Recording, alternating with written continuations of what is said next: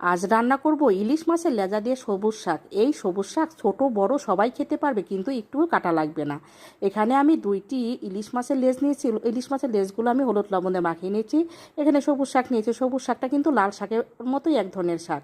এবার প্যানে সরিষার তেল দিয়ে মাছগুলো আমি হালকা ভেজে নেব। এবার ওই তেলের ভিতর মাছটা আমার ভাজা হয়ে গেছে, ওই তেলের ভিতর পেঁয়াজ কুচি দেবো বেশ ভালো পরিমাণে, তারপর কাঁচামরিচ কুচি দেবো লবণ, হলুদের গুঁড়ো, পরিমাণ মতো আদা বাটা ও জিরা বাটা দিয়ে অল্প একটু জল দিয়ে মশলাটা করে নেব।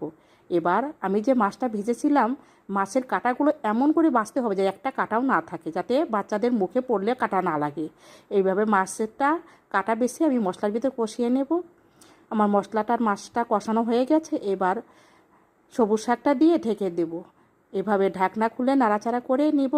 এভাবেই তৈরি হয়ে যাবে আমাদের সবুজ শাক। এই সবুজ শাকটা যে কতটা মজা, আপনি এই সবুজ শাক দিয়ে প্রায় 1 থালা ভাত খেয়ে নিতে পারবেন। ভিডিওটি ভালো